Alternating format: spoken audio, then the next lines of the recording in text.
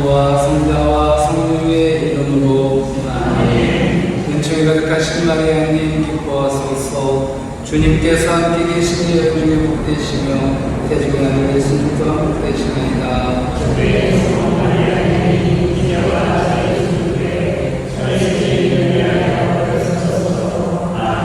성부와 성자와 성령의 이름으로 아멘. 오늘까지 부활 특강이라는 건데 원래 지난주에 끝났어야 되는데 한번 이제 제가 후대역 때문에 아파서 한번 못해가지고 이번 주까지 하고 다음 주부터는 더 다른 주제를 하겠습니다. 믿는 이들에게는 이러한 표징들이 따를 것이다. 지금 마르코복음 16장 서부터 1절서부터 지금 하고 있는 건데 이런 말이 있어요. 마르코 뒤에 보면 성경 보시죠. 믿는 이들에게는 이러한 표징들이 것이다. 복음을 믿는 이들과 믿지 않는 이들 사이에는 분명한 차이가 있어야 합니다. 예수님 믿는 사람과 믿지 않는 사람이 똑같으면 안 돼요. 어떤 차이가 있을까? 믿고 세례를 받는 이는 구원을 받고 믿지 않는 이는 단죄를 받습니다. 즉 구원과 단죄의 차이가 바로 그겁니다. 다른 말로 표현한다면 생명과 죽음인 거예요. 신명기 30장 19절 나는 오늘 하늘과 땅을 증인으로 세우고 생명과 죽음, 축복과 저주를 너희 앞에 내놓았다. 너희와 너희 후손이 살려면 생명을 선택해야 한다. 뭘 선택하느냐는 거예요. 우리가 생명을 선택하고 축복을 선택해야 됩니다. 그리하여 믿는 이에게는 구원이, 즉 생명이, 믿지 않는 이에게는 단죄, 죽음이 주어질 겁니다. 이런 차이는 지금 당장 크게 드러나지 않아요. 지금 우리가 눈앞에 보이지 않아요. 지금 살면서. 그러나 마지막에 가서는 반드시 주님께서 말씀하신 대로 이루어질 것입니다. 그러니까 지금 뭐 보면은 나쁜 놈들이 더 잘 사는 것 같잖아요. 그쵸? 걱정하지 마세요. 지금이 다가 아니니까 끝에 가서 보는 거예요. 두고 보자는 말이 어디서 나오는 거예요? 두고 보자. 나중에 누가 더 어디에 가 있는지. 응?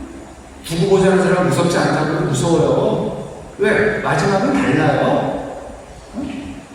자, 그러니까 마지막에 가서는 반드시 주님께서 말씀하신 대로 이루어질 것입니다.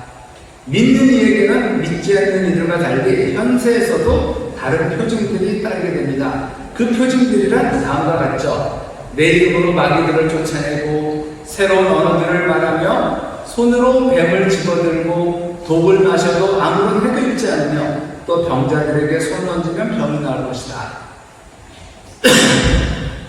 예수님의 말씀이 사실이라면 이런 표징들이 구체적으로 일어나야 비로소 믿는 이라고 할 수 있습니다. 믿는다고 하면서 이런 기적이 전혀 일어나지 않는다면 믿는 이라고 말할 수 없죠. 그러고 보면 믿는 이란 놀라운 기적을 일으키는 사람입니다. 과연 나는 이런 기적을 일으키고 있는지, 오늘날 교회는 이런 놀라운 기적을 일으키는지, 만약 믿는 이들이 이런 놀라운 표징을 보여준다면 교회에 많은 사람들이 몰려들 것입니다. 우리 사회를 변화시킬 겁니다. 그러나 믿는다는 사람은 많지만 믿는 이들에게 일어나는 표징을 보여주는 사람은 많지 않습니다. 믿는 사람이나 믿지 않는 사람이나 아무런 차이가 없어요. 새로운 것도 없고, 이런 모습이 바로 우리 자신을, 우리 가정과 사회를 변화시키지 못하고 놀라게 하지도 못하고 있는 것입니다. 자, 내 이름으로 마귀들을 쫓아내고, 물론 내 이름으로 마귀를 쫓아내는데 여러분들도 저도 물론 구마경을 통해서 마귀들을 쫓아낼 수 있어요. 그러나 여기서 말하는 것은 특정한 사람에게만 일어나는 것이 아니라, 즉 우리 여러분들 뭐 어떻게 그거 보셨나요? 검은 사제인가? 보면 거기 보면 구마 사제가 나오잖아요. 그런 사제가 있어요. 로마에 가면은 이 구마 사제를 양성하는 학교가 있다는데 그거는 주요하게 선발된 사람들만 가서 할 수 있는데 저는 안 할래요. 무서워요. 안 보는 게 낫지. 아우, 야, 그 마귀들을 보고 어떻게 살아? 아니, 안 보는 게 나을 것 같아요.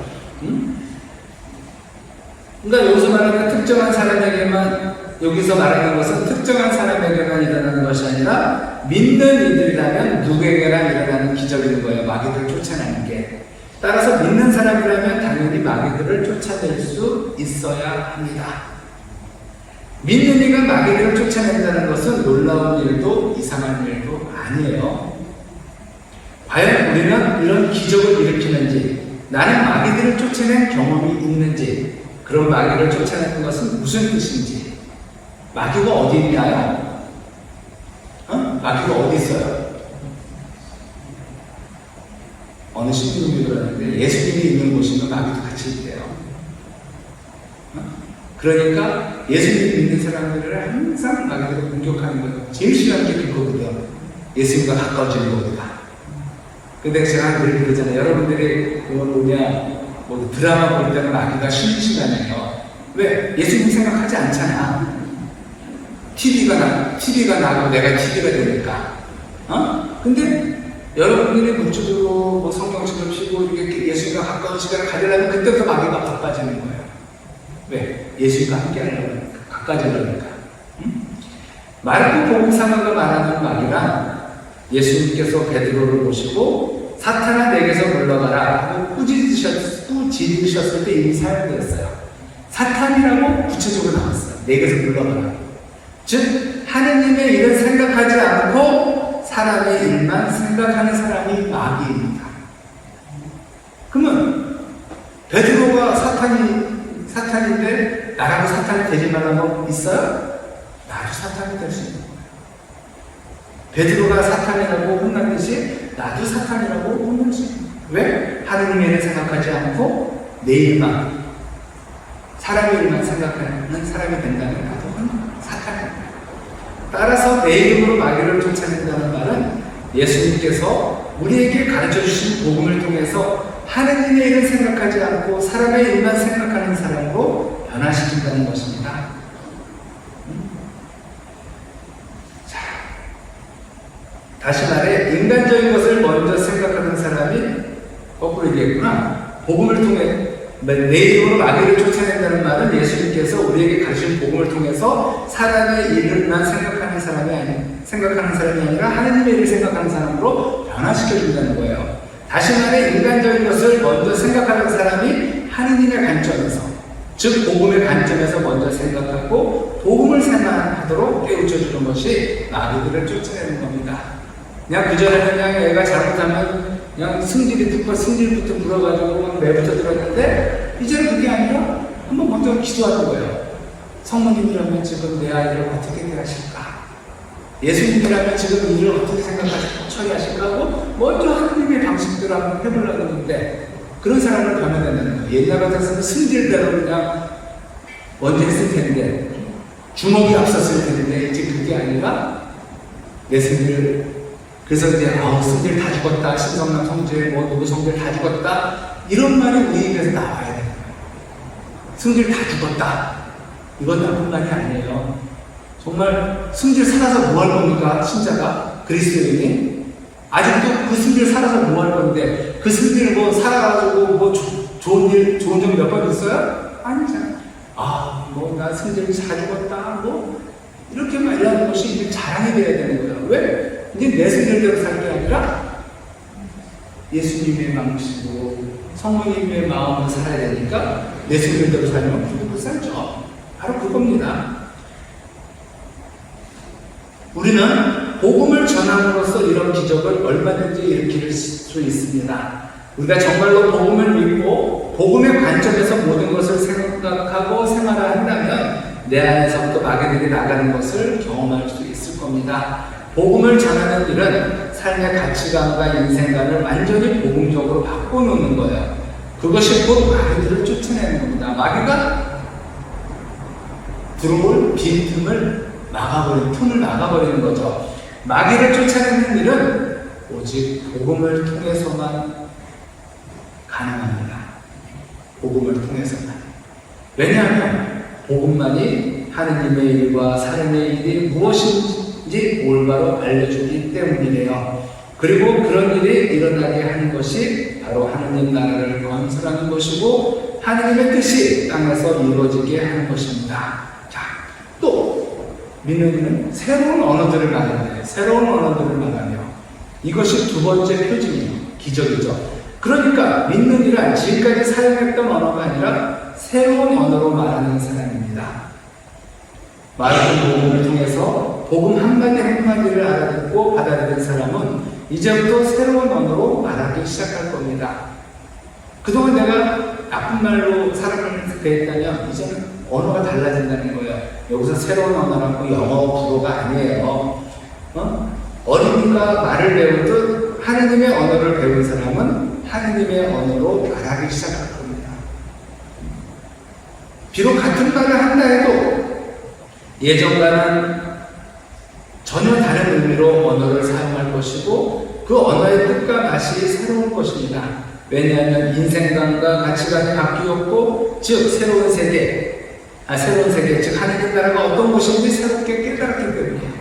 복음을 공부하면서 세상을 바라보는 눈이 바뀌었고 생각하는 관점이 바뀌었고 하느님에 대한 신간이 바뀌었기 때문입니다. 하느님의 언어를 공부하는 사람은 인간적인 언어로만 보고 생각했던 옛날의 내가 아니에요. 따라서 이제는 옛날에 사용했던 언어라도 새로운 뜻, 새로운 형식으로 말해야 할 겁니다. 사람이 새로워졌는데 언어도 새로워지지 않겠어요? 그거죠. 하느님의 사랑으로 바뀌었으니까 이제 말도 하느님의 언어로 바뀌는 거예요. 그러니까 여러분들이 이제는 고독히 말이 달라졌다? 왜? 어떻게? 아니 말이 그냥 많이 따뜻해졌어. 말이 많이 부드러워졌어. 말에 생명이 있는 것 같아. 뭐 이런 식으로 이제 우리가 바뀐다는 거예요. 바울 사도는 이렇게 골로새서 5장에서 17절에서 좀 긴데 한번 여러분들이 한번 읽어보세요. 한번 제가 읽어볼게요. 이런 말을 했어요. 그러므로 여러분 안에 있는 현세적인 것들 곧 불륜, 더러움, 욕정, 나쁜 욕망, 탐욕을 죽이십시오. 탐욕은 우상숭배입니다. 이것들 때문에 하나님의 진노가 순종하지 않는 자들에게 내립니다. 여러분도 전에 이러한 것들에 빠져 지낼 때는 그렇게 살아왔습니다. 그러나 이제는 분노, 격분, 악의, 중상, 또 여러분의 입에서 나오는 수치스러운 말 따위는 모두 버리십시오. 서로 거짓말을 하지 마십시오. 여러분은 옛 인간을 그 행실과 함께 벗어버리고 새 인간을 입은 사람입니다. 새 인간을 입은 사람이라는 거예요.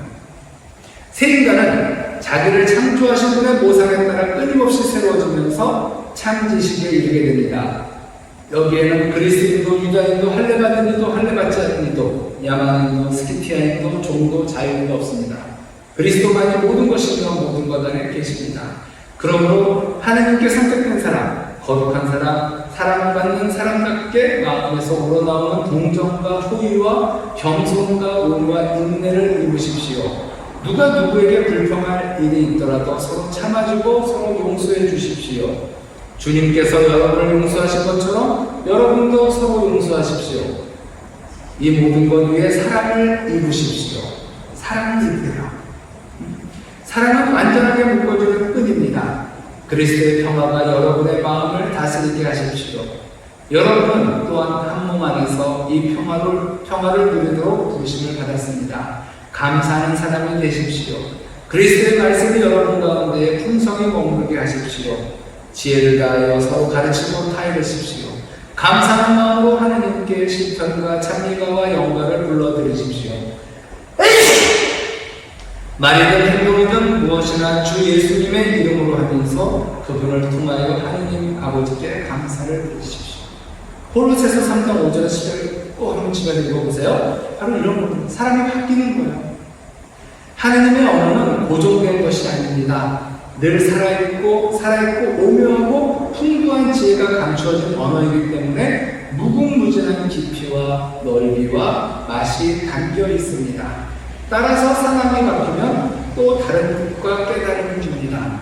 같은 언어이지만 늘 새롭게 들려오고 말하게 되는 신비스러운 언어인 것이죠. 우리는 늘 새로운 언어로 말하는 사람이 되어야 합니다. 신앙생활을 한 지 10년이 되고 20년이 되어 앵무새처럼 늘 같은 언어로 말하는 것이 아니라 새로운 언어로 말할 수 있을 만큼 복음으로 무장되어 있어야 합니다. 내가 복음에 눈을 뜨면 눈 뜬 만큼, 귀가 열리면 열린 만큼 늘 새로운 언어로 말하고 들을 겁니다.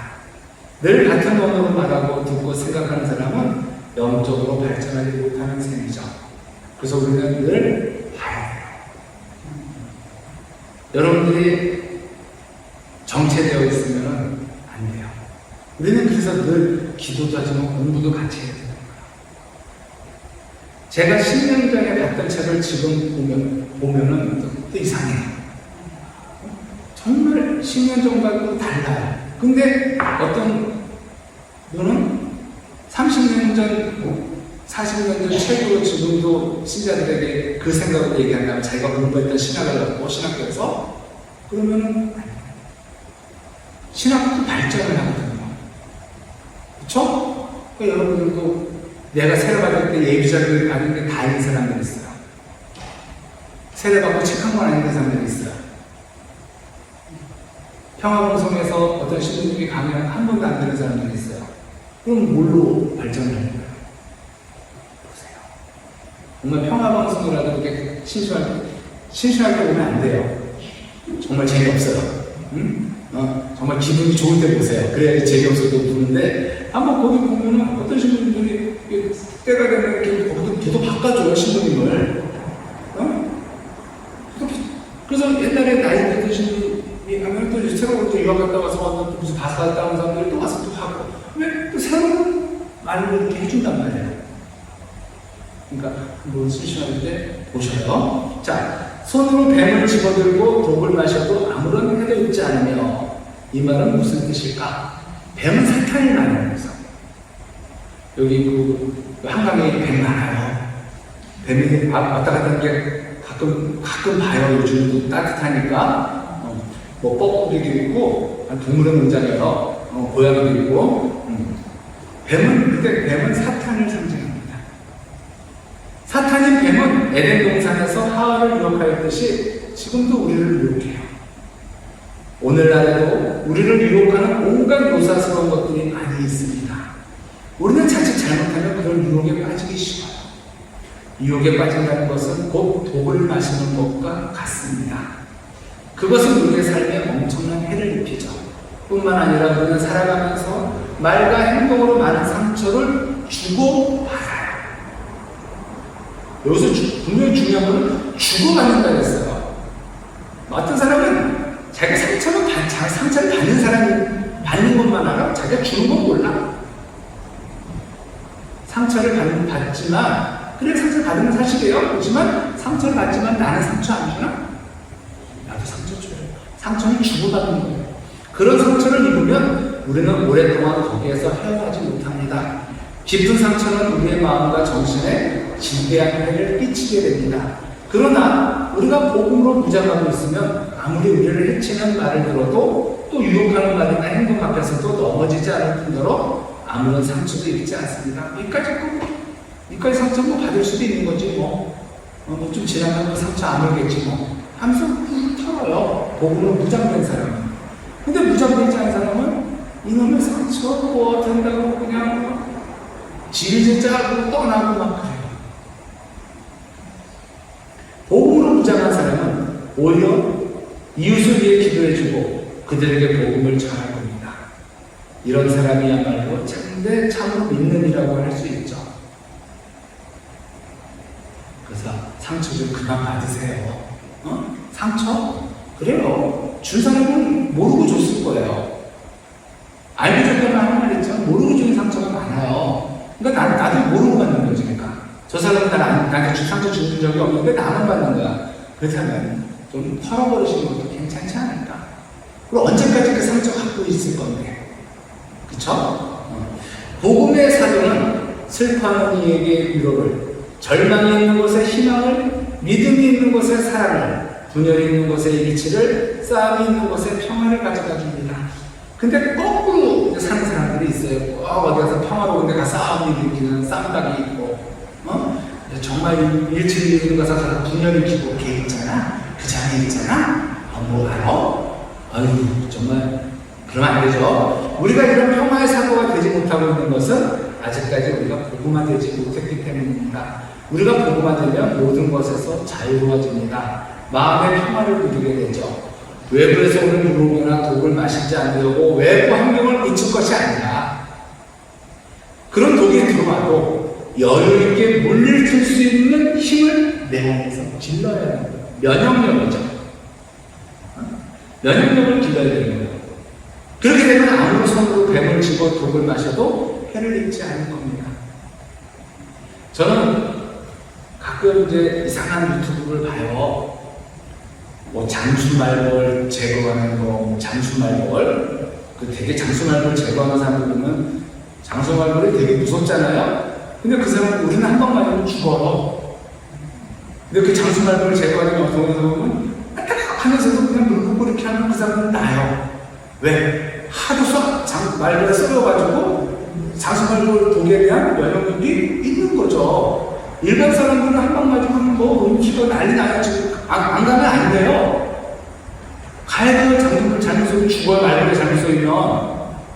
근데 그 사람들은 아따가 하면 물 붓고 그냥 뭐 하면서도 그냥 좀 더 맞아 파요. 시간 없으니까. 왜? 그 사람들은 하도 쏘이니까 그런 힘이 생긴 거예요. 처음에는 죽을 뻔했는데 자기도 병원도 가고. 근데 몇 번 쏘이고 나니까 저항력이 생기는 거죠. 바로 이런 힘들이 우리 안에 생긴다. 자, 병자들에게 손을 얹으면 병이 나을 것이다. 이 말은 또 무슨 뜻일까? 여기서 말하는 것은 단순히 육신의 병을 치유시켜 주시는 것이 아니죠. 영적인 영적인 치유. 가장 심각한 병자는 영적인 병을 앓는 사람이에요. 영적인 병을 앓는 사람.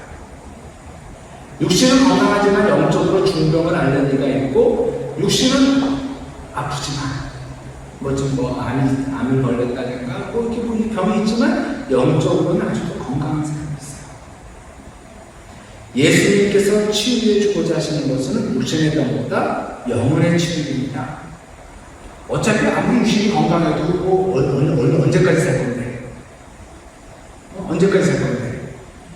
근데 육신을 위해서는 뭐 이런저런 그냥 다 먹으면서 영혼을 위해서는 말씀하고 안 먹는 사람들은 어떡하죠?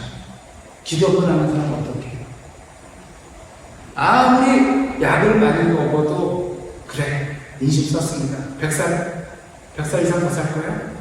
근데 100살까지 사는 것도 건강하게 사는 게 아니라 100살까지 못 죽는 거지 100살까지 산다는 말을 나는 하면 안 된다고 생각해.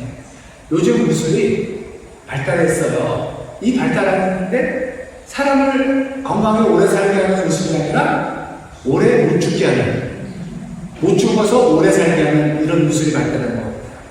병원 가서 뭐 기계만 뛰면 다 죽어요. 근데 법적으로 기계를 못 뛰게 돼 있잖아. 그러니까 저는 아버지 아프실 때 법으로 허용된 것 말고는 띄워주세요. 편하게 가실 수 있게. 왜냐면 내가 아버지를 못 죽게 하고 못 가게 하는 것 같아서 법으로 허용된 것 외에는 띄워주시고 합니다. 의미가 없는 거니까. 그랬어요. 자, 복음은 우리의 영혼을 치유해주는 영약입니다. 그래서 이 복음을 먹지 않고 어디 가서 사기꾼 같은 약장사들이 이 약 한번 잡숴봐. 이 약만 먹으면 뭐가 어떻게 관절이, 관절, 그거 먹고 관절이 좋아지면 야, 세상에 노벨락상 타야지. 안 그래요? 노벨락상 타야죠. 아직 그런 약이 없잖아요. 그런 약은 그냥 없어요. 이 약 먹으면 뭐 허리가 다 나. 이 약 먹으면 머리카락이 나. 그러면 노벨 의학상을 줘야죠. 우리가 화성을 가고 목성을 가고 뭐합니까? 아직 발모제야, 탈모제야. 머리카락 나게 하는 약도 못 만들면서 정말 그런 약을 만들어야 되는데, 그쵸? 정말 복음만큼 영혼을 건강하게 해주는 보약 없어요. 보약은 말씀이에요. 복음 말씀이에요. 복음이라는 약을 먹는 사람은 어떤 병에 걸렸다 하더라도 반드시 치유됩니다. 그래서 우리 교회는 두 가지 보약이 있어요. 구약하고 신약. 썰렁해. 구약하고 신약이라는 이 보약이 있는데 안 먹어. 마르코복음 초반부에서 예수님께서는 나병, 중풍, 열병 등을 앓고 있는 많은 병자들을 치유하셨어요. 그런데 그 병들은 육체적인 병만을 말하는 것이 아니라 영적인 병을 의미하는 것이었습니다. 예수님께서는 이 모든 병자들을 당신의 말씀으로 고쳐주셨어요. 마찬가지로 오늘날 우리의 병든 영혼을 치유해주는 것도 당신의 말씀, 즉 복음입니다. 따라서 복음을 올바로 전한다면 영적으로 병든 모든 이가 치유될 겁니다. 믿는 이란 바로 이런 영적인 병을 고쳐주는 사람인데 혹시라도 영적인 병을 전염시키는 사람은 아닌지 모르겠어요. 지금 나의 모습이. 오늘날 우리 주위에는 영적으로 병든 이들이 너무나 많습니다. 이것이 교회가 복음을 전해야 하는 이유입니다. 복음을 전하는 것이 모든 그리스도인의 첫째가 된 사명인 이유 역시 영적 병자들의 치유가 가장 시급하고 중요하기 때문이에요. 영적으로 건강해야 자신이 행복해질 수 있고 가정과 사회가 올바로 설 수 있어요. 돈이 많다고 행복한 거 절대 아니잖아요. 돈이 많다고 절대 행복한 거 아닙니다. 오늘날 이 일은 너무나 중요하고 시급합니다. 모든 그리스도인들이 복음으로 무장해 많은 영혼의 병자들을 고쳐줘야 합니다. 이런 기적을 일으키는 믿는 이란 나자렛 사람 예수님이 누구이고 우리를 위해 어떤 길을 걸으셨는지를 아는 사람이에요. 그리고 그분을 따르는 우리도 그분께서 걸으신 길을 따라야 한다는 것을 아는 사람입니다. 즉 그리스도의 고난과 죽음과 부활까지 풀코스를 마친 사람을 가리킵니다. 제자들이 갈릴레에서 부르심을 받았고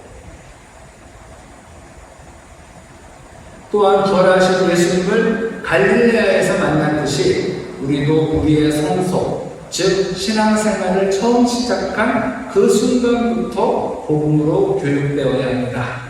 고난을 받으시고 십자가에 못 박혀 죽으셨다가 사흘 만에 다시 살아나신 예수님을 만나기까지 모든 여정을 한 단계 한 단계 걸은 사람만이 복음에서 말하는 믿는이라 말할 수 있습니다. 믿는 이는 기적을 일으키는 사람. 오늘날 교회가 이런 기적을 일으키지 못하는 것은 우리의 신앙이 복음에 근거하여 올바로 자리 잡지 못했기 때문인 겁니다. 전례에만 참석하러 왔다 갔다 하는 신앙생활.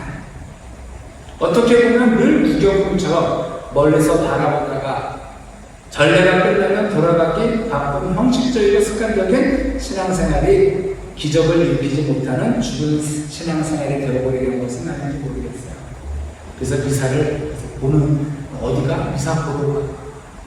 미사 보러 간다 그러잖아요. 미사를 보러 간대요. 그러면 나는 친구가 미사를 하면 미사를 보러 간대. 미사를 보는 사람이 과연 어떻게 되겠어요? 기적을 일으키기 쉽지 않을 겁니다. 구경꾼들은 기적이 일어나지 않는 교회는 힘이 없어요. 지금 우리 교회가 힘이 없는 건 기적이 일어나는 거예요. 그런 교회에서 복음은 전파되지 않습니다. 이제 다시 일어서야 합니다. 복음이 재무장하여 복음으로 재무장해서 씩씩하고 잘 훈련된 주님의 일꾼으로 거듭 태어나야 합니다. 이것이 우리들의 사명이고 또 저의 사명이고 여러분들의 사명인 거예요. 미션이가 이게 아무쪼록 이 미션이가 잘해서 이제 교회를 튼튼하고 기적이라고 해서 해가 동쪽으로 그게 아니죠. 우리의 기억은 뭐예요? 돌같이 딱딱한 사람들의 마음을 살짝 부드럽게 만들어주는데 이게 기적이에요. 돌이 살로 변하는 거 기적 아니겠어요?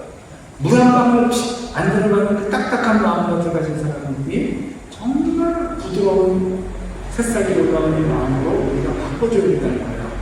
근데 우리가 뭘로 바꿔? 복음, 말씀으로, 기도로. 아무쪼록 그런 삶이 되었으면 좋겠어요. 저는 다 알고 있던 내용인데 오늘 우연찮게 저녁 먹기 전에 유튜브를 잠깐 이렇게 봤는데 신천지가 천주교인을 포섭하지 않는 이유에 대해서 나오더라고요. 그걸 한번 보시면 돼요.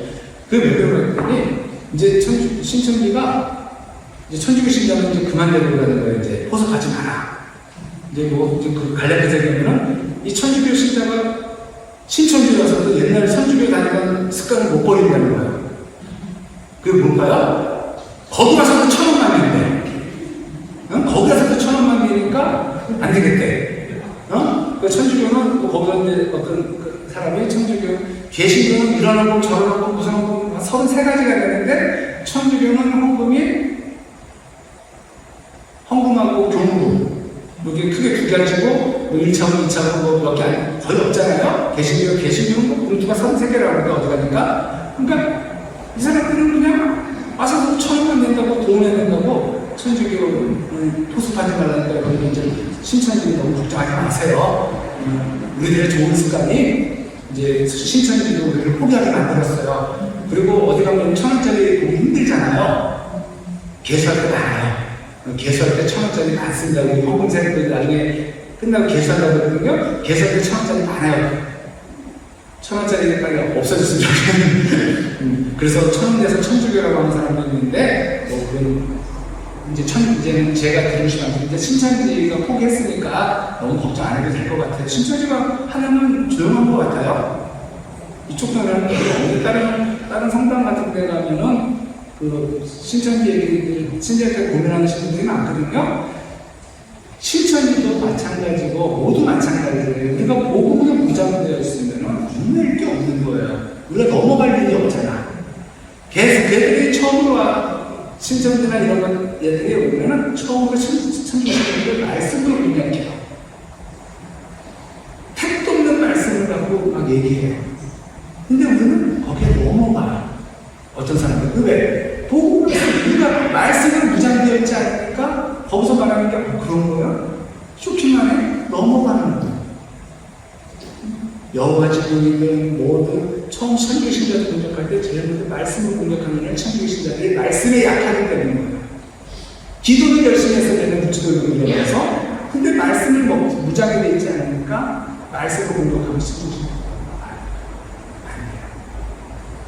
무장을 해야 됩니다.